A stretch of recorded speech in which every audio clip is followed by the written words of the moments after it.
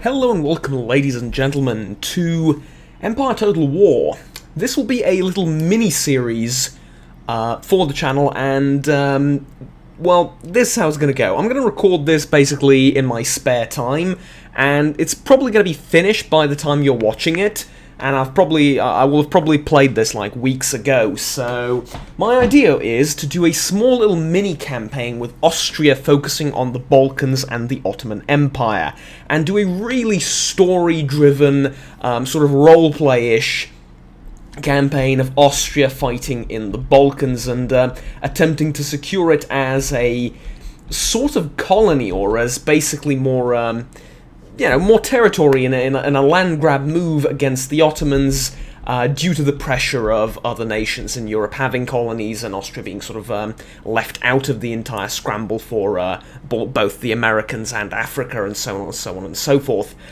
So essentially, this will be, like I said, a mini campaign, so just a few episodes. Currently, I expect around 5, 6, something along those lines. I don't know how it will go. But I don't expect more than that. The goals of the campaign are to basically take over the Balkans, hold them, probably either block off Constantinople or conquer it, and leave the rest of the Ottoman Empire as it is. Maybe dip into Italy a little bit if the opportunity presents itself, but you know, these are the war goals of the campaign, basically. In the meantime, try not to lose anything else to the new and rising powers of Central and Western Europe. So, with that said, let's get into the world, and I'll give you a quick little introduction, both to the game and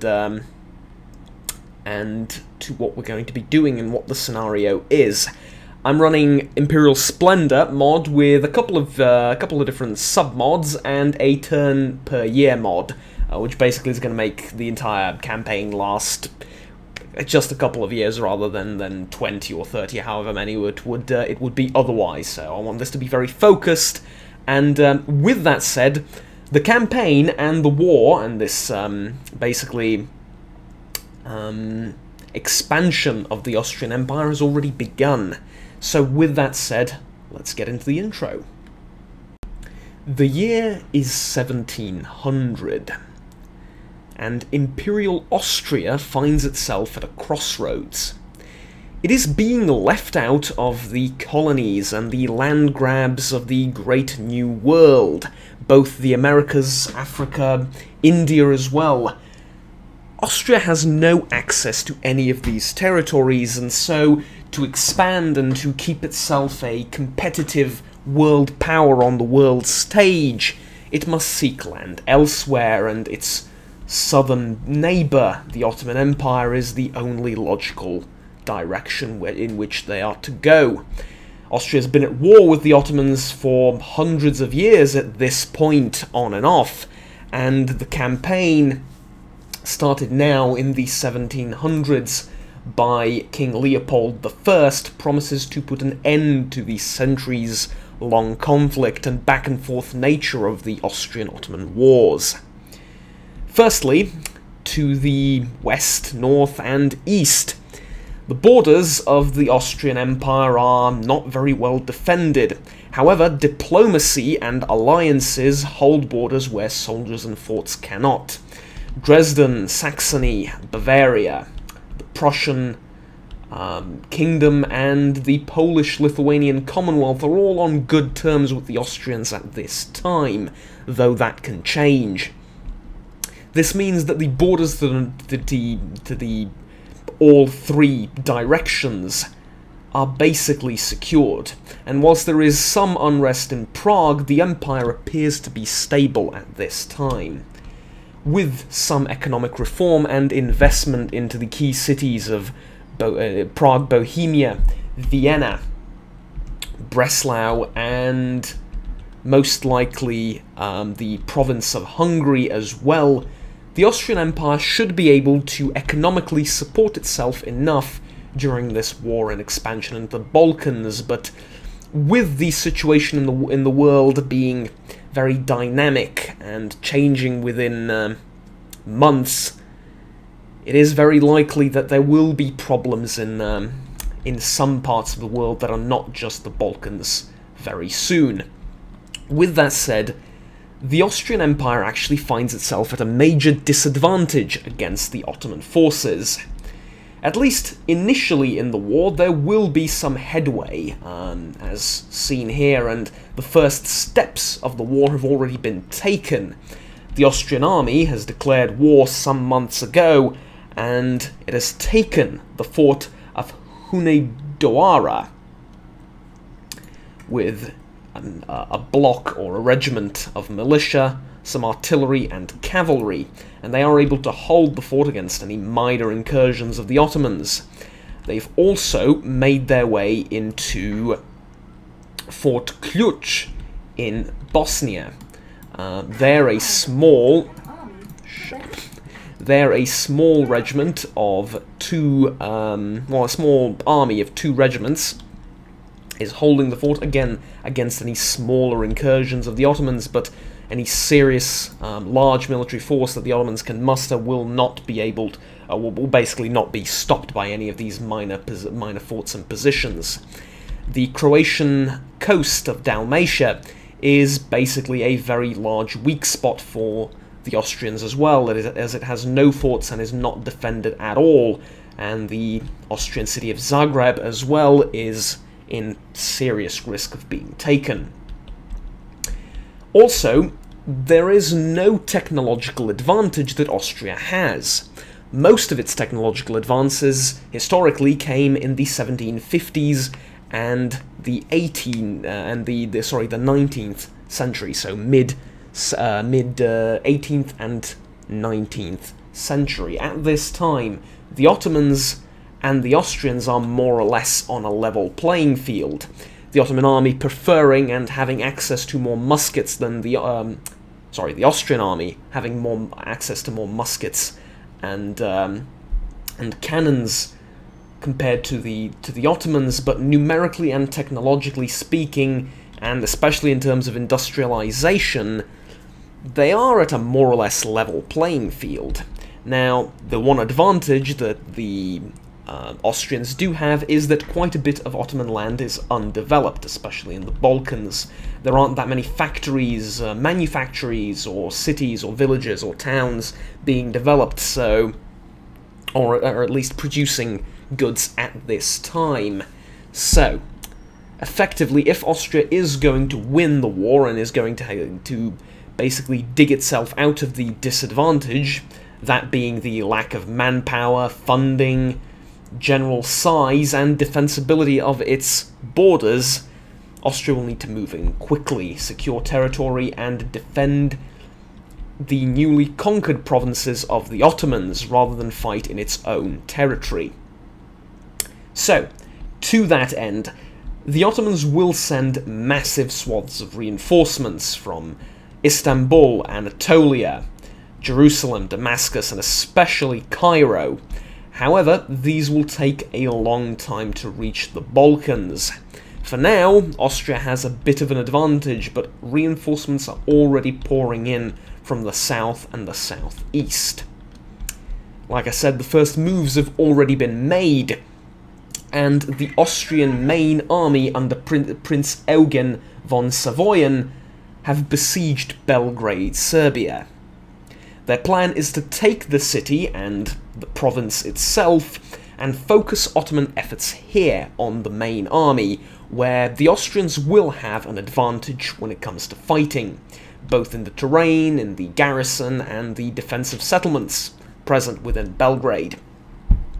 Also, the point of this is to draw potential reinforcing Ottoman armies to one point, because Austria does not have the manpower to defend its entire front line, from Split to Klausberg and to Brasov Mines over here.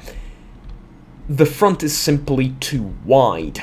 There will need to be points where the enemy will need to be concentrated, and to that end, these forts of Ključ and Hunedoara, I believe I'm pronouncing that right, have been taken, and the city of Belgrade has been besieged. So, we begin our I guess, proper military campaign and war against the Ottomans with the Siege of Belgrade. Now, the enemy has refused to surrender despite being outnumbered and outgunned, and it looks like there will need to be a proper battle for the city, so we begin with that. The Siege of Belgrade. It is March, and the heavy rain is pouring down over the countryside. These are not ideal fighting conditions, especially for the Austrians, but they do have some serious advantages over the defenders. The main one being, of course, their 12-pounder fixed artillery, which they will hope to utilise to soften up the enemy's regiments of infantry before the main battle is joined. So, to that end, let us deploy in a orderly fashion. Let us have the regiments of militia, the Reichsarmee Linieninfanterie, I believe is how you pronounce it, on the right, and we will have the Panduran Irregulars on the left. And I will put the cavalry behind the artillery pieces to protect them. In charge of this operation, the Austrian general will be placed right next to the artillery, directing their fire. And, well, let us see how the Ottomans choose to deploy.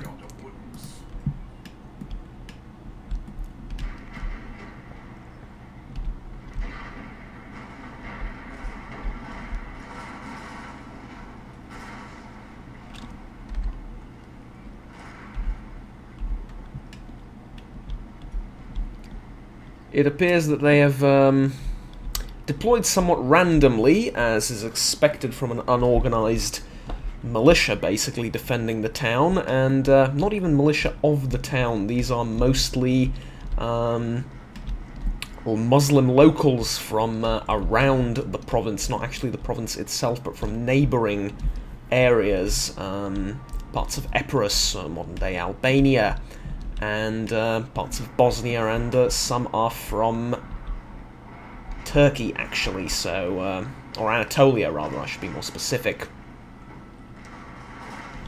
So, with that said, they don't appear to be forming up any sort of organised attack, rather, they seem to be advancing up and down the front with individual regiments fighting on their own, a sort of guerrilla-style warfare, quite unlike the Austrian organised, grand manoeuvring style and doctrine, I suppose, of fighting. So, we're going to move the infantry up closer to the front line. We're going to hold basically this position, because there is a cliff here that is not actually accessible to infantry, as unlikely as that seems. And we are going to hold this area, and we are at an elevation, so we have every advantage defensively speaking. Let's see how the cannons are doing.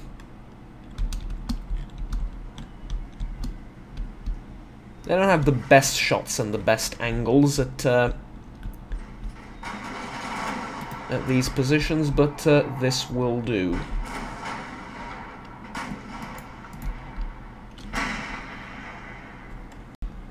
Right then, the first bit of excitement for us as a Ottoman infantry it's a regiment, sorry.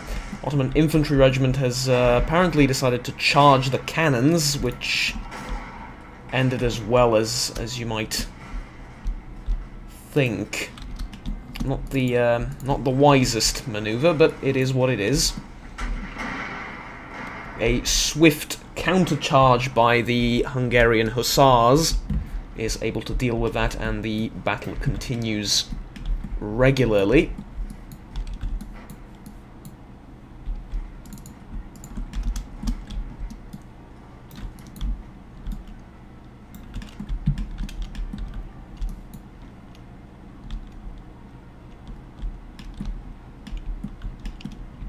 Also, there is some firing and skirmishing on the right flank, but it is no cause for concern. The enemy is hardly even visible in these conditions, and whilst there are casualties on both sides, the Austrian army, that is us, has a very defensible position up the hill, so really none of this should present a problem whatsoever. I think it's time we focus fire on the defensive position of the enemy over here. They have a wall, and they are defending it from 3 sides, so some artillery fire should get rid of this slowly, and we'll leave the closer range fighting to the primarily to the infantry and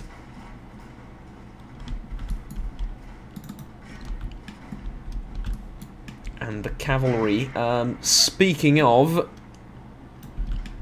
the Ottomans are having trouble forming up lines to fire, which is kind of comical, but it is just armed populace with mostly sticks and stones rather than proper rifles or let alone any military training whatsoever. It is very exciting to watch the cannons do their work. Not the most accurate, but you know, they are doing the best they can.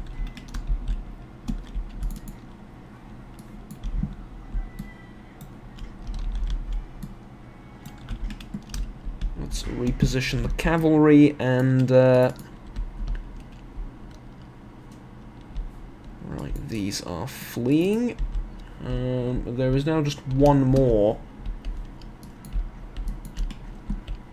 semi-important Ottoman unit at this time, I believe.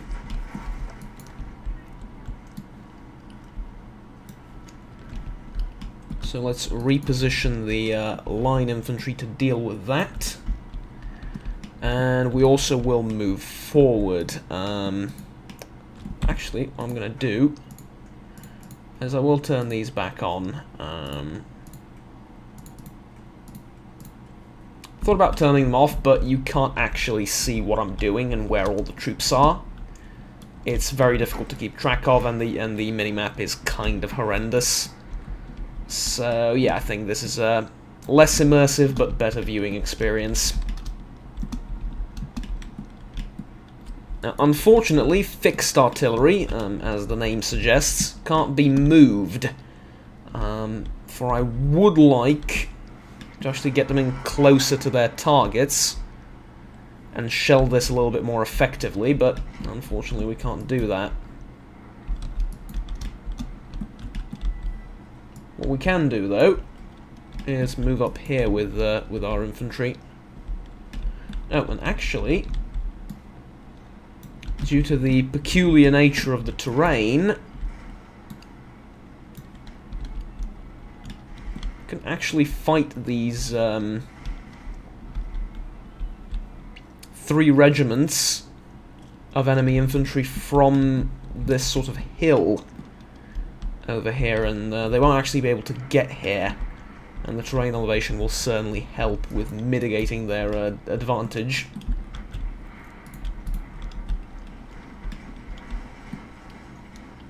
So let's form up. Lovely.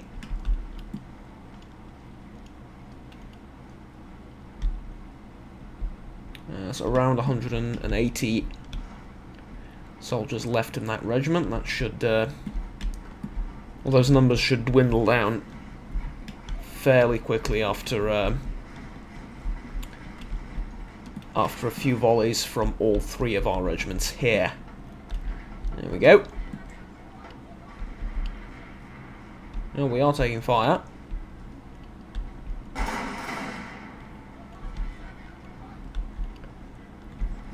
No, not the most accurate of volleys, but under fire, I think out of 100 men, 2 or 3 hit on average. And this was discovered much to the shock of pretty much all the military experts in Europe in America. They've conducted some experiments and found that whilst not under fire, the chances of soldiers hitting the target are actually significantly high, all things considered, you know, especially given the unreliability of the weapons and so on and so forth. But as soon as a regiment comes under fire, their accuracy is reduced massively.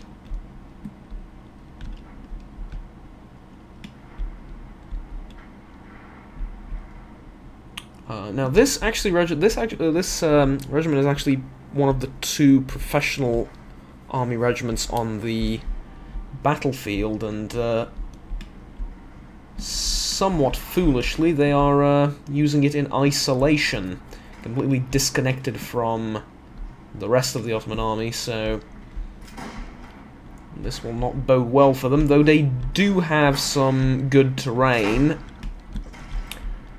They are not at an elevation, but rather they have the cover of this sort of hill. So it is basically a chest-high ditch, almost, in the terrain, naturally formed. So they do have some quite good cover here, but obviously not the entire regiment. Unfortunately for us, though, they are able to fire over it, but hey.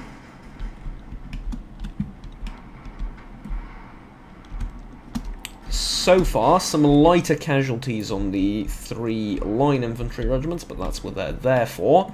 And the artillery, on the other hand, is not doing anywhere near as good of a job as I would like it to. But it is what it is.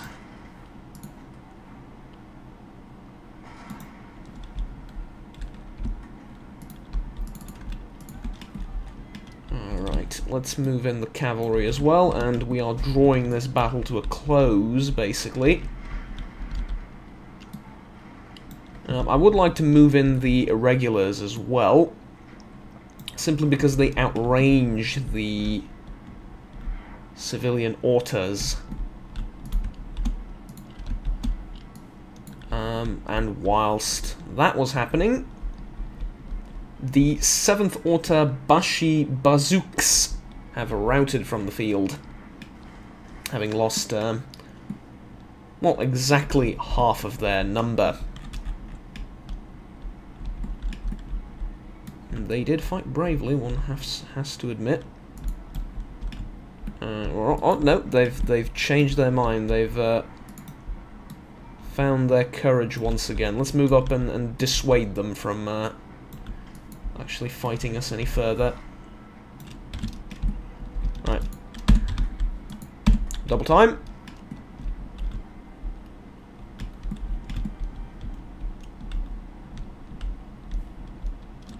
The 12-pounders really are, well, I can't say they're a disappointment, because they have done relatively alright during the start of the battle, but overall their performance has not been terrific.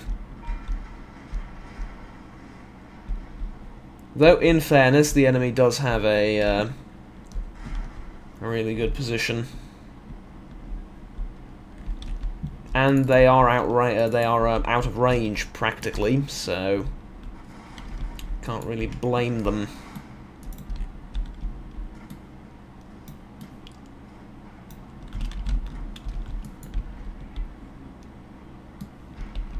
Let's move in on these last remaining Ottoman forces on the right flank.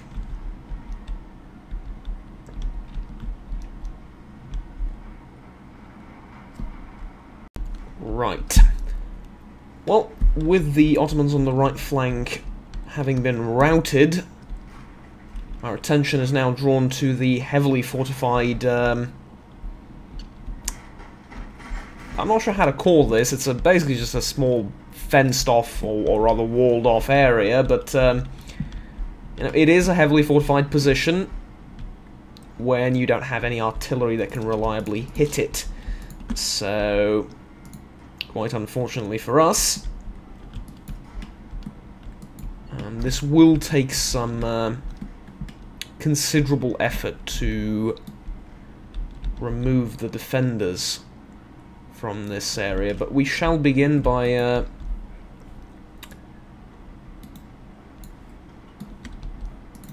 advancing the line infantry, and this is not how I wanted to do that. I guess that'll do. Okay.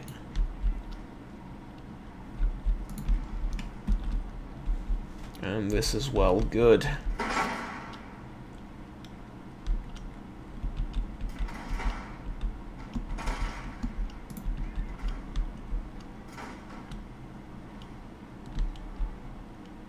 Come on. Or I'm actually out of range. Oh, they are actually out of range. Okay, I'm going to need to move these up a little bit.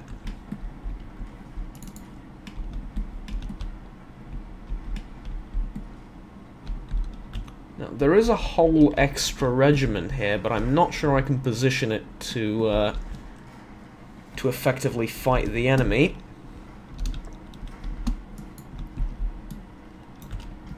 Well, perhaps maybe over here. Yeah, but they will have to move in a column, and well, rather quickly. Because I don't expect this to last any, you know, any more than a few minutes. It does give a look, does give us a chance to take a look at the irregulars in the Austrian army.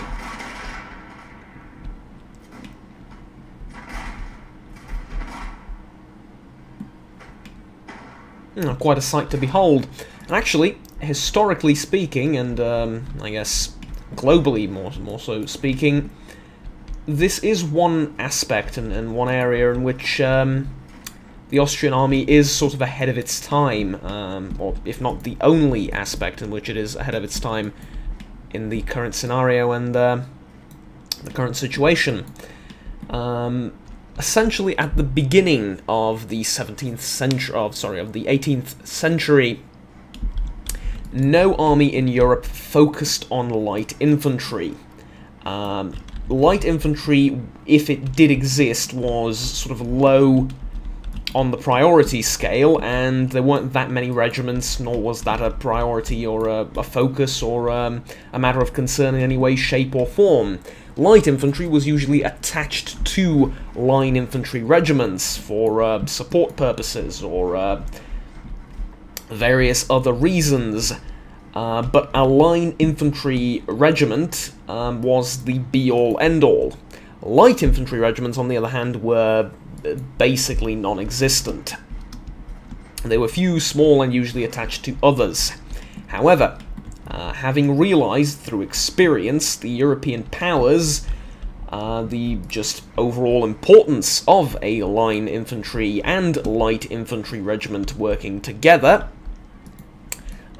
basically all the armies of Europe will eventually, in the mid-18th century, begin fielding light infantry regiments. Pretty much across Europe, from Russia to France and Britain. However, Austria was among the first to actually do that.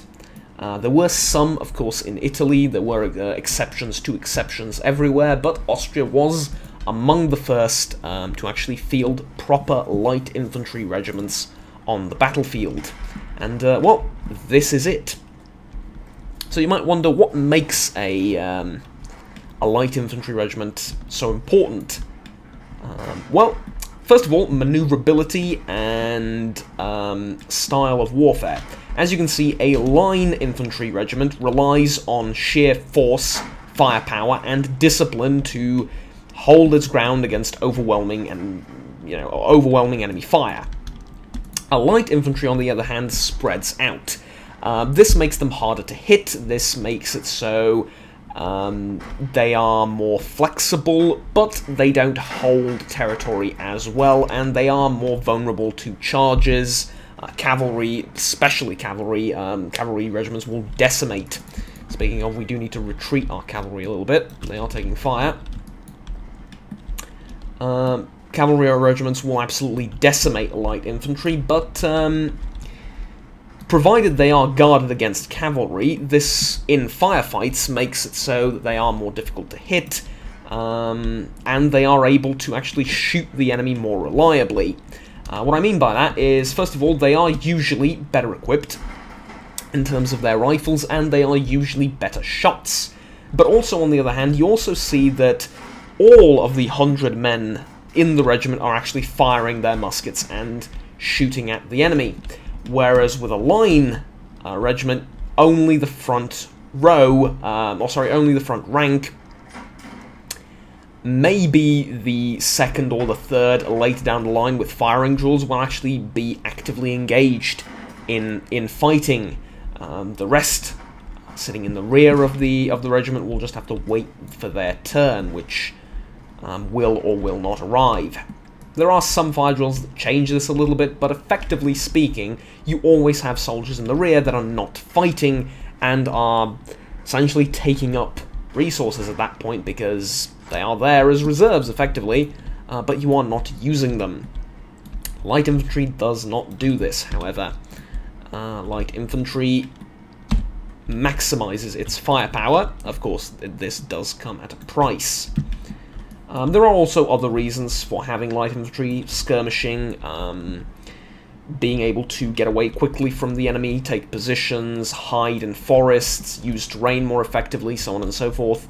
But all of these things make them a very integral and vital part of the army. They simply do different things that a line infantry regiment cannot. And the Austrians realise this early on. Mostly due to their wars with the Ottomans, more or less, in which they had to fight a rather unconventional enemy, at least by European standards. Anyways, we do have the Ottomans in a crossfire here, and this will basically be the end of them, as far as I can tell. Most of the Ottoman forces are retreating. There is a small group of citizens that has returned to the front lines. They'll be dealt with by the cavalry. And the last professional regiment of the Ottoman army is under heavy fire currently from more or less all sides, so this will be the end of the siege, but in reality, only the beginning of the war. However, as I've previously stated, this is one of the most important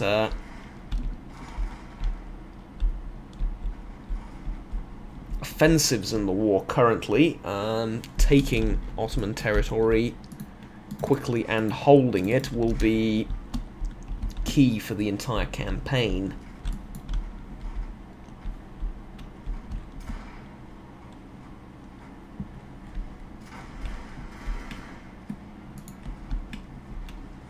And there we go, the last of the defenders break, and the day is ours. And there we have it. Considering this is the largest Ottoman army in this part of the... well, I don't want to say in Europe, but probably the largest Ottoman army west of Constantinople currently. Most likely this is going to cripple their efforts for any sort of organised defence of the Balkans in the short term. However, like I said, I do expect heavy reinforcements to be diverted from the east, especially because Persia and Georgia and Dagestan are all completely either neutral or friendly towards the Ottomans. The Barbary states are as well, so there is really no reason for the Ottomans to have troops anywhere else in the world other than the Balkans and maybe Crimea and possibly this southern, or this how would you call it? The Caucasus Mountains. So basically, in the Caucasus Mountains, basically this part of Russia here. Anyways, I think that'll do it for the first episode. We have begun the offensive. This is an intro, and I think you've got a good idea of whether you'll be interested in a series like this or not.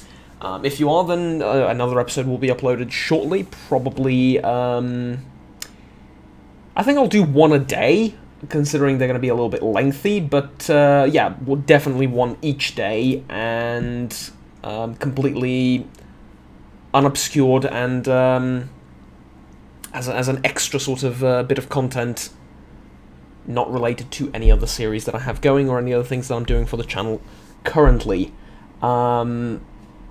That is, if you don't like the series, you know, it's there as extra content. There is other stuff as well, and if you do, it's going to be here pretty much every day. So, for now, I leave you here, and, well, it was a great battle, it was a great victory, but problems are going to be afoot. The easiest part will have always been the beginning, as the enemy was caught completely off guard with our declaration of war, but in the future it will get more and more difficult. The Ottomans will send reinforcements, as I've already mentioned, and I don't just mean from the east, as I've been showing. They will send reinforcements from Athens and Sofia immediately. They will start recruiting, and as you can see, they already are sending forces. These are mostly...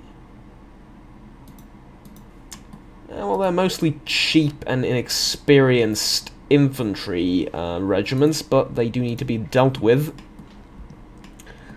However, we will, if we want to win the war, we will need to respond in kind by sending reinforcements of our own from Vienna, and that's more or less the only place where I can send reinforcements from.